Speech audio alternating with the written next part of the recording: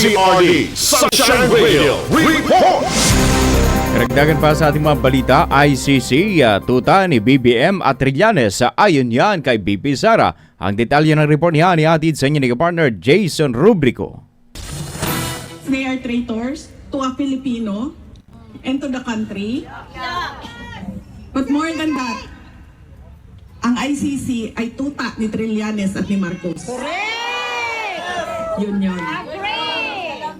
Ito ang matinding pahayag ni Vice President Sara Duterte sa isang pagtitipon ng mga Duterte supporter sa The Hague, Netherlands, kaugnay ng umano'y pakikipag-ugnayan ni na Pangulong Ferdinand Bongbong Marcos Jr. at Antonio Trillanes IV sa International Criminal Court o ICC. Muling binalikan ni VP Sara ang panahong sumulat siya kay Pangulong Marcos upang itanong kung bakit nagpapatuloy ang investigasyon ng ICC sa Pilipinas. Ayon kay VP Sara, tumugon ng Pangulo na hindi makikipagtulungan ang pamahalaan sa ICC dahil paglabag umano ito sa soberanya ng bansa. Gayunman, iginiit ni VP Sara na taliwas umano rito ang aktwal na nangyari. But did he follow through on what he said?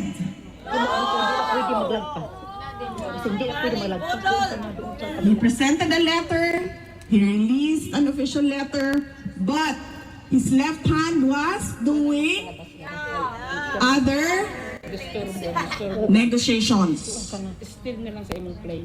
He was doing exactly the opposite of his letter. He was allowing the investigation to happen, supported by the House of Representatives and Antonio Trillanes. Binanggit din ng bise ang umano'y korupsyon isinasagawang investigasyon ng ICC. Ayon sa kanya, may mga affidavit umano mula sa mga dating sundalo at empleyado ni dating Congressman Zaldico na nagsasaad ng umano'y pagpapalit ng pera mula piso tungo sa dolyar upang maipadala sa investigador ng ICC. Former soldiers, former employees of Congressman Zaldico already executed affidavits saying that they were told to exchange pesos to dollars because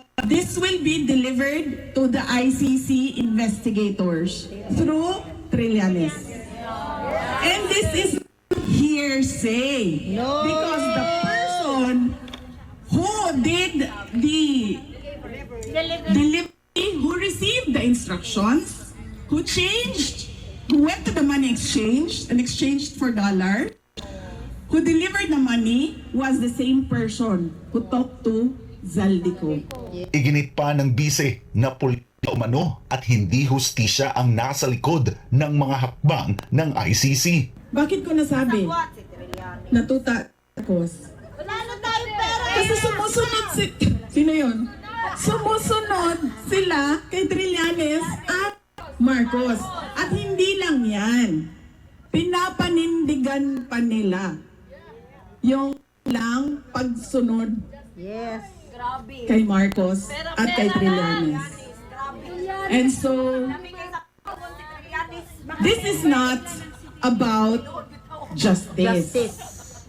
This is about politics in the Philippines. Ayon pa kay VP Sara, matapos si dating Pangulong Rodrigo Duterte ay maaari umanong isunod ng ICC ang ilan pa nitong mga kalyado. Who's next? Bato. Next. Marcoleta. Next.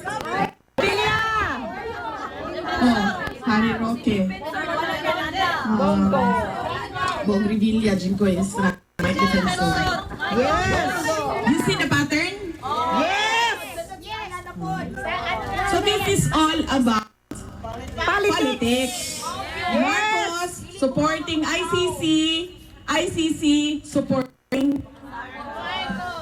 Para sa Diyos at sa Pilipinas kung mahal, ako si Jason Rubrico, SMNI News. Partner News Blast!